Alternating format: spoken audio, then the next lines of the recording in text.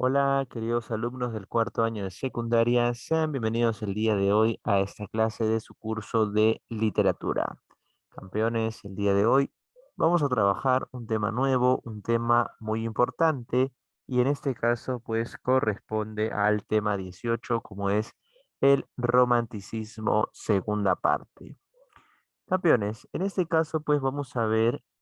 Continuaremos con el estudio de esta corriente literaria y en este caso vamos a centrarnos en la obra de un escritor francés, ¿cierto? En esta oportunidad veremos a Víctor Hugo y su famosa historia conocida como Los Miserables, una historia sobre prisión, persecución y también una transformación de la moral del protagonista principal.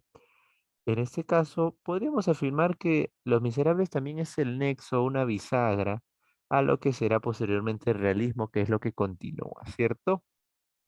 Entonces, vamos a ver el tema 18, segunda parte del romanticismo. Les sugiero que tengan su libro a la mano, que lo subrayen, que lo marquen, que lo remarquen, anoten. Para eso están los libros, para marcarlos, anotarlos, subrayarlos y extraer la información.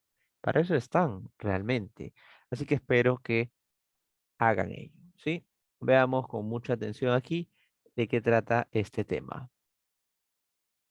El ser romántico, justo mira, justo estas pinturas, ¿no? Que habíamos estado mencionando desde la primera clase, estas que aparece a tu lado derecho, por ejemplo, la libertad guiando al pueblo, em, es una, es una pintura que es de un autor francés llamado Eugène Delacroix. Él es el pintor romántico por excelencia y también es el pintor de las revoluciones en Francia. ¿Ya? Pero bueno, en realidad no es esta exactamente de la Revolución Francesa, ¿no? Del 76, de 1776. eh, perdón, no es la imagen de la Revolución de 1789, la primera que terminó instalando una monarquía republicana, sino que esta ya es la de las revoluciones de los años 30 y 40, ¿no? Ya del siglo XIX, y que Víctor Hugo va a vivir en carne propia, ¿no? Él mismo va a pasar un proceso de transformación, ¿no? El primero va a ser pues apegado a al sistema monárquico, ¿no? Luego va a alejarse, incluso se va a autodesterrar del país cuando gobierne pues Napoleón III, más conocido como Luis Napoleón, y retornará ya en los años 70, ya cuando la república está totalmente consolidada, ¿no? Esta imagen, por ejemplo, justamente representa la transición entre monarquía y república, ¿no? Tú sabes pues que hay gran diferencia, ¿no? En la monarquía pues el poder era con como se dice, el poder se congregaba en una sola persona. En cambio, en una democracia el poder se divide en los tres grandes estados, ¿no? En fin, pasemos de esto. Acá algunas más del mismo autor que ya hemos mencionado. Esta del lado derecho es muy utilizada para portadas de libros, ¿no? ¿Cuántos libros he visto que utilizan esta imagen de acá de la derecha, ¿no? Del hombre en las nubes. Bien, vamos a ver. El romanticismo, recordemos, fue una corriente literaria y artística que surge en Alemania durante la primera mitad del 19 y que llegará posteriormente a España y luego hacia América, ¿no? Eh, en cada país tiene sus variantes, ¿no? Hay romanticismo francés, romanticismo alemán, romanticismo inglés. Nosotros ya hemos estudiado, por ejemplo, el romanticismo alemán, ¿no? Que tuvo sobre todo, que tuvo en realidad gran desarrollo, ¿no? Tuvo distintas escuelas, muchos autores famosos, ¿no? También mencionamos a los denominados también escritores del romanticismo inglés o los prerrománticos, que son una serie de poetas, ¿no? Y también, pues, hoy ya pasaremos a ver a los románticos franceses, ¿no? En nuestro caso, pues en Francia va a tener un carácter, como dicen, aristocrático y monárquico, ¿ya? Primero va a ser de corte monárquico y luego ya va a ser un poco más eh, liberal. Pero aquí sí en el sentido político, ¿ya? Acá en Francia va a tomar tintes políticos, ¿ya? Estos escritos, por ejemplo, del mismo autor Víctor Hugo, ¿no? Y de algunos otros, van a tocar mucho el tema de lo social, ¿ya? Por ejemplo, Los Miserables es una historia que se enmarca en el romanticismo, pero que es una obra que tiene mucha crítica social y eso va a dar pie al realismo que va a ser luego la corriente que va a continuar, ¿no? Claro, el realismo al final también surge en oposición, pero nace del romanticismo, ¿no? Es un juego de contradicciones, como dicen. A ver, pasemos. Se caracteriza, ya sabes, por la entrega a la imaginación, la subjetividad, libertad de pensamiento, mucho elogio del espacio natural, qué bonito, la naturaleza, el campo, ¿no? Eso es lo constante aquí. Acá, sobre todo, centrémonos en este aspecto de libertad política, liberalismo, ¿no? Eso es lo principal aquí, en cuanto al romanticismo francés. Em, y en términos exactos, ¿a qué hace referencia el liberalismo? Pues básicamente a defender las libertades, ¿no? De los hombres, las libertades individuales, ¿no? Esas leyes que hasta hoy en día tienen las constituciones de todo el mundo, ¿no? El derecho a la vida, el derecho a la opinión libre, derecho a la libertad de religión, de credo, todas esas libertades que hasta hoy en día ejercemos y hacemos valer.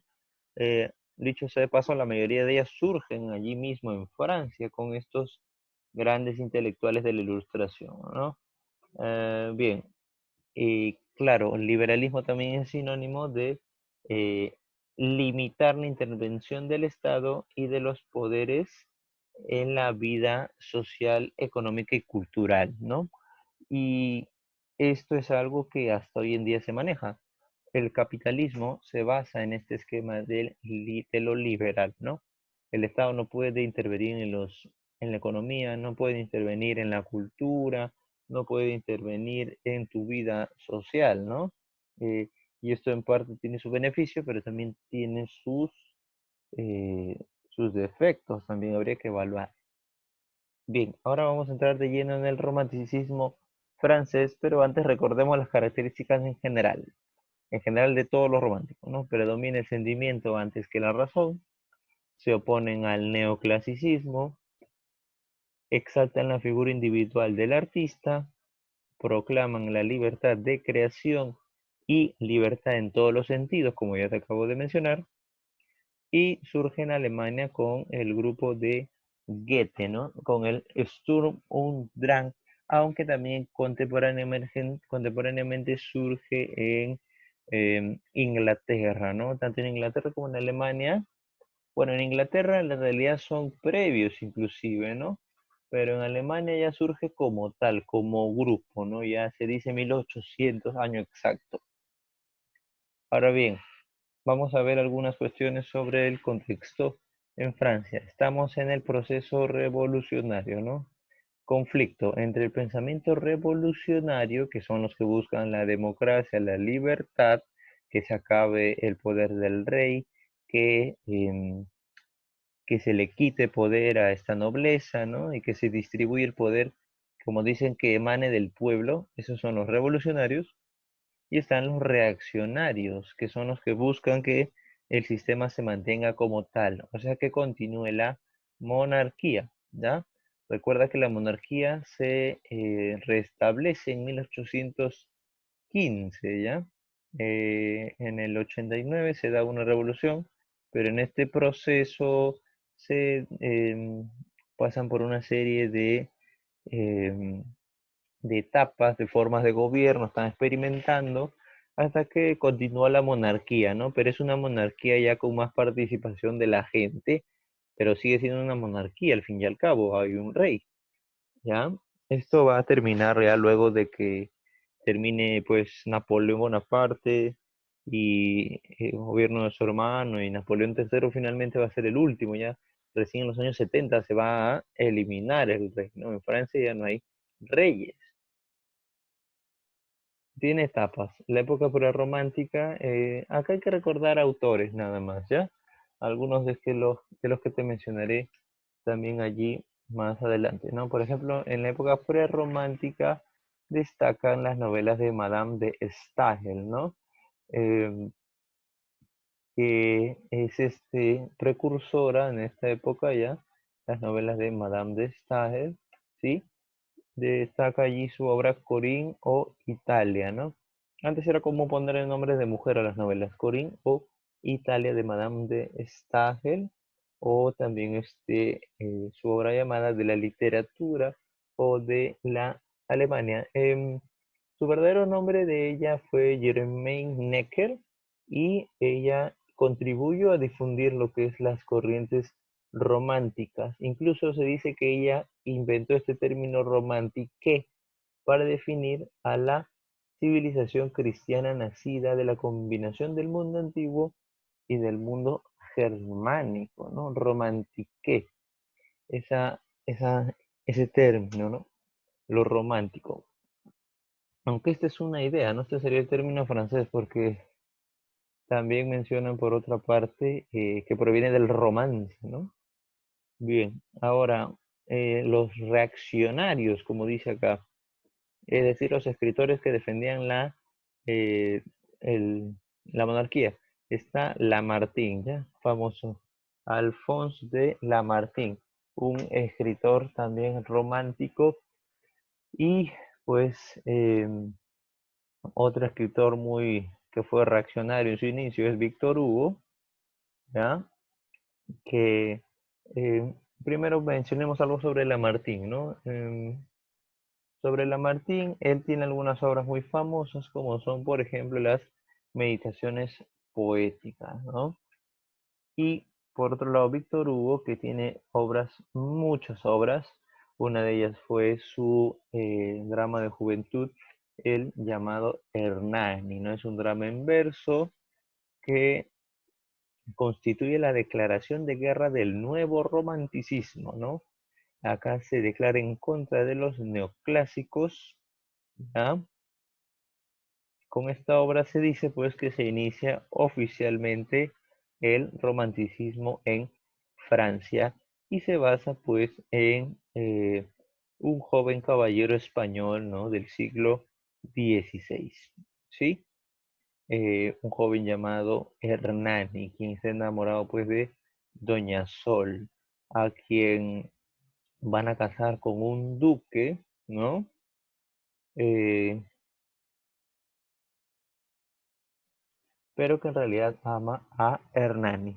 Bien, esta historia, este libro se dice que fue un poco radical, en su momento fue muy sensual, fue muy liberal para su época y hubo muchas personas que estuvieron en contra, ¿no? Porque se difunde esta obra. Esta disputa es a la que se le conoce como eh, la batalla de Hernani, ¿no? Acá también nuestro libro menciona al que ya tantas veces he mencionado, uno de mis pintores favoritos, Eugene Delacroix, ¿no? Acá está su nombre, aquí se escribía, te acordarás. Y también no te olvides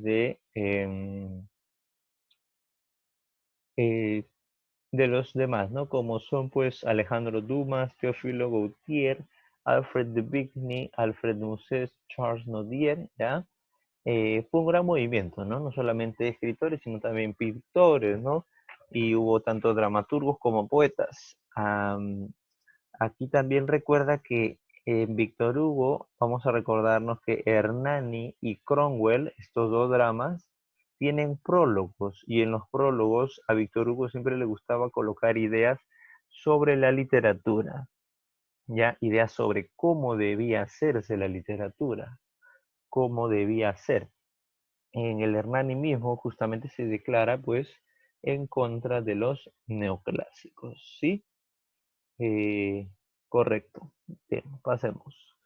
Ajá, y por otro lado tenemos a los escritores radicales, es decir, los que estaban a favor de lo contrario, de la república, ¿no?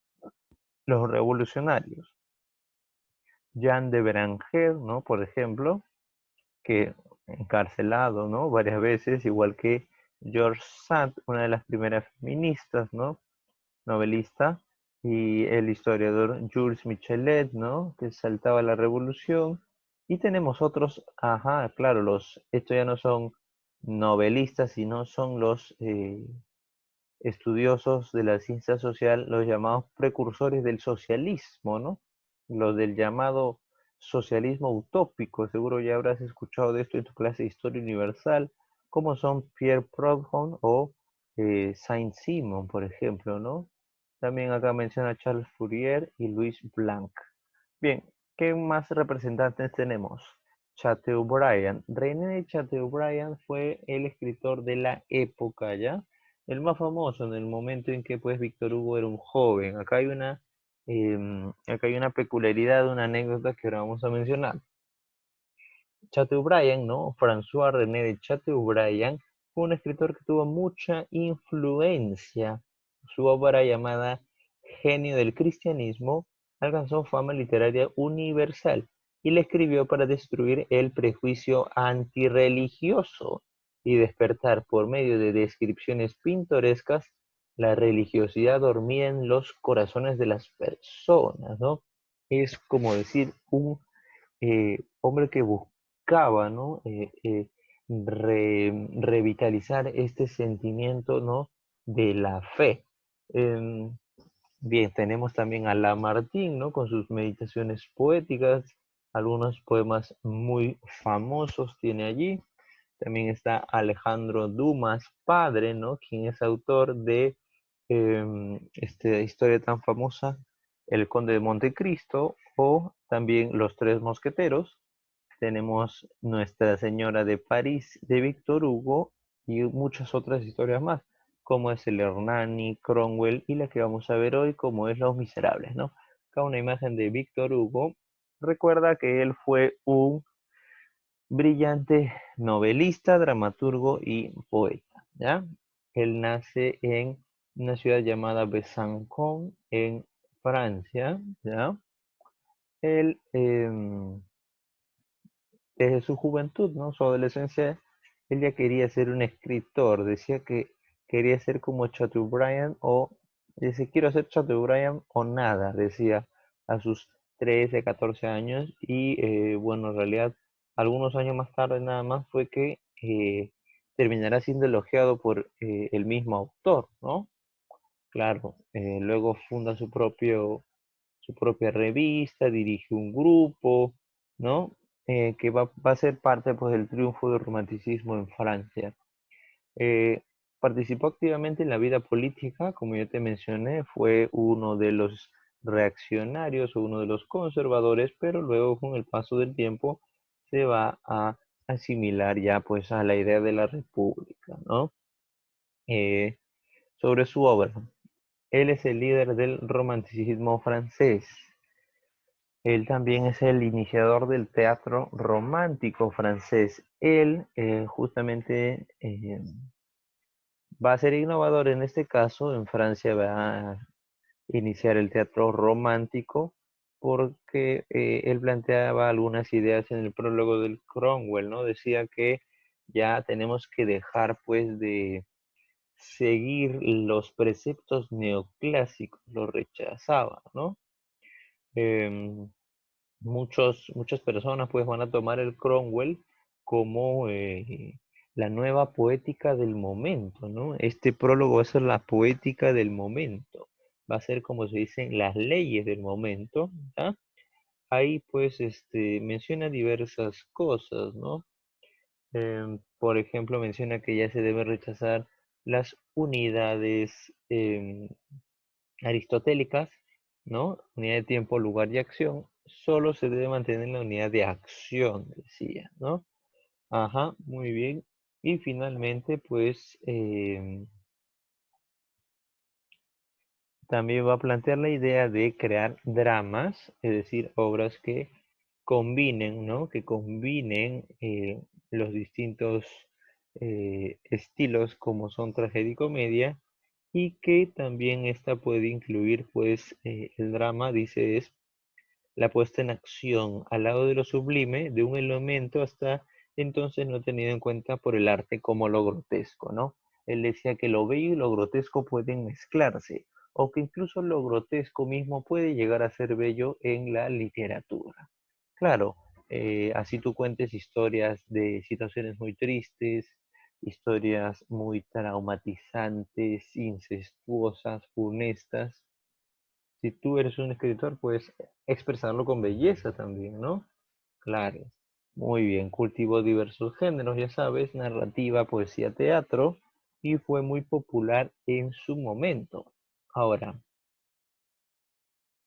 en sus obras destacan pues las odas y baladas, esto es por el lado de la poesía también.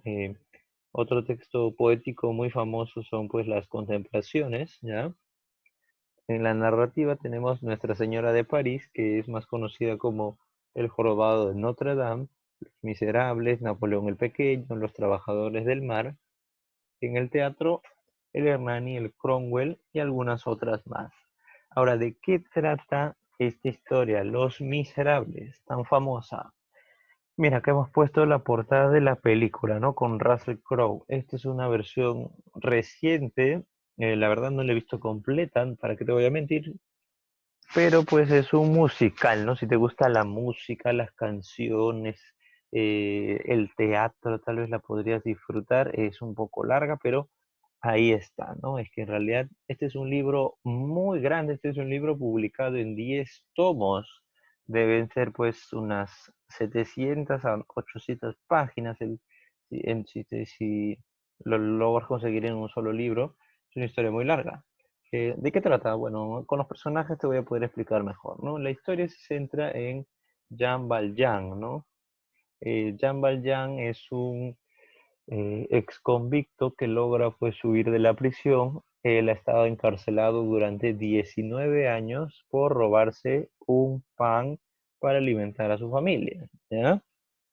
Él, ¿por qué ha estado tanto tiempo? ¿Tanto valía ese pan? Lo que pasa es que él innumerables veces había tratado de huir de la prisión y como lo volvían a capturar y lo volvían a capturar, así es como pues iba aumentando su pena, ¿no?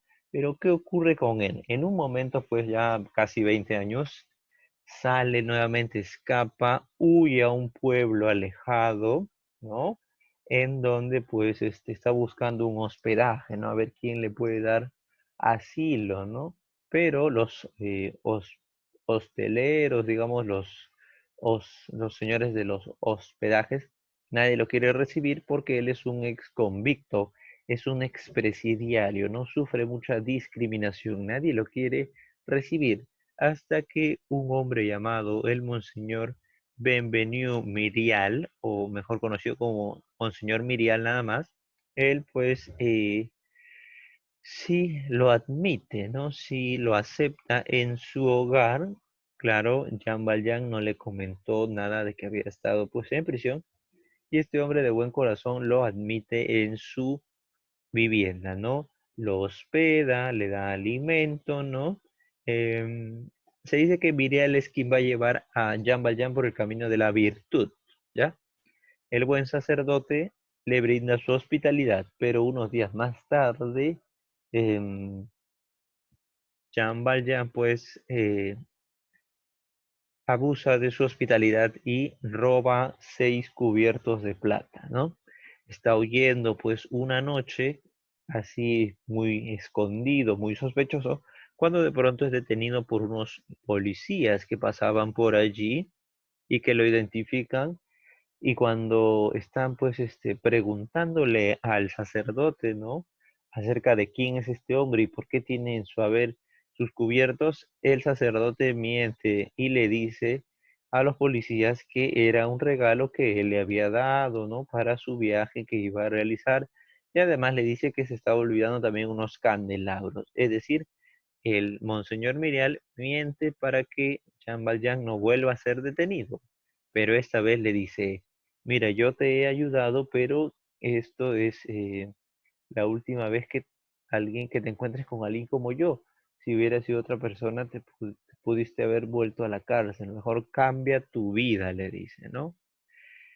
Este va a ser un gran ejemplo que le ayudará a Jean Valjean a cambiar, pues, a cambiar su forma de ser, ¿no? Jean huye hacia otra ciudad en donde emprende un negocio, ¿no? Ya por el camino del bien y va a ir mejorando su situación económica, va a tener una fábrica muy importante, va a ser un hombre de bien en este nuevo pueblo y claro, pues este también se cambia de nombre, ¿no? Se hace llamar ahora el señor Madeleine y se hace tan famoso en este nuevo pueblo al que emigra que lo nombran incluso alcalde, ¿ya?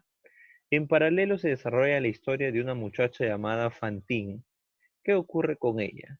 Esta era una joven que había sido seducida por un estudiante y había terminado embarazándose, ¿no?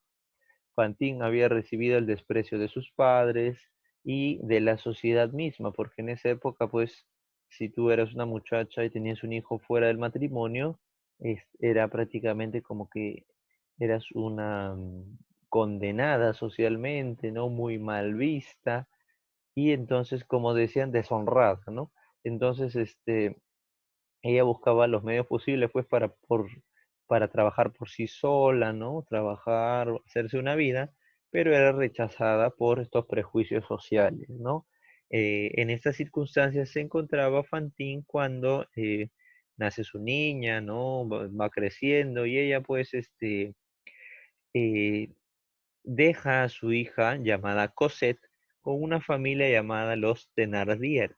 Ella muy confiada se los deja a esta pareja pues para que la críen y ella pues le va a dar algún sueldo, algún dinero para que la alimenten y todo lo demás. Pero ellos la tratan muy mal, ¿no? Estando en esta situación, Fantine termina pues cada vez peor porque estos hombres le piden más dinero, ¿no? Y termina vendiendo su cabello, vende sus dientes, termina también prostituyéndose. En esta situación, en cierto momento, eh, em, la, en este momento, pues, Fantine también busca trabajo en la fábrica justamente de Jean Valjean y allí no la admiten y ella trata de quejarse, logra hablar con él y le exige, ¿no? ¿Por qué no me dejan trabajar? Y Jean Valjean se apiada de ella le cuenta su historia, que tiene una niña, etcétera, etcétera, y pues él se promete a ayudarla, le da empleo, ¿no? Y en ese momento, ¿no? Mientras están en la calle, de la emoción se dice que a Fantine le da pues un paro cardíaco porque en ese momento, ¿no? Un policía llamado el inspector Javert lo logra identificar. Tras tantos años se da cuenta que él es Jean Valjean, aquel ladrón escurridizo que estaba buscando hace tanto tiempo. Del susto, Fantina muere y Jean Valjean, muy desolado, pues es apresado, pero se queda con la idea de ir y rescatar a esa niña que le había descrito la madre llamada Cosette. Luego, pues, Jean Valjean huirá de la cárcel, rescatará a Cosette de esta familia, los Thénardier, incluso la comprará con el dinero que tiene y se irán a un convento con ella. ¿Qué ocurre aquí? Pues vivirán escondidos, ¿no? De, y pues la niña irá creciendo. Jean Valjean se vuelve el padre de la niña Cosette. Cuando ésta logra tener pues una edad pues 15, 16 años, se enamora de un muchacho llamado Marius, pero pues ya muy preocupado por su futuro, trata de alejarla de Marius, trata de huir a Inglaterra, pero luego se da cuenta que ambos se aman verdaderamente. Para este entonces se estaba llevando a cabo la Revolución Francesa, en la que pues participará Marius en cierto momento cuando se entera pues de que Fan- eh, cuando se entera pues de que se iban a ir a Inglaterra, de que Jean Valjean se iba a llevar a Cosette, cosa que pues no llevó a cabo, ¿no? Y igual pues del susto y al sentirse desolado, va a participar en esta revolución, pero va a caer herido, siendo rescatado por el mismo Jean Valjean, quien dice, no puedo dejar pues que prácticamente mi nuevo yerno muera. Jean Valjean lo rescata, lo lleva al hospital y finalmente pues le da la bendición, logran casarse y así termina la historia, ¿no? Acá tenemos a varios de los personajes de esta historia, Los Miserables. Es una historia muy larga, son 10 libros y toca muchos temas, ¿ya? Uno de ellos puede ser el contexto de la Revolución Francesa, otro sería pues el crimen y el castigo, otro sería la discriminación social, ¿no? Otro sería pues la injusticia social, entre tantos, ¿no? Entre tantos temas que se tocan aquí, que da pie pues al desarrollo ya de la novela realista, que va a ser lo que continúa y que ya veremos en las siguientes clases, ¿no? Bien, chicos, hasta ahí nada más para no hacer este video.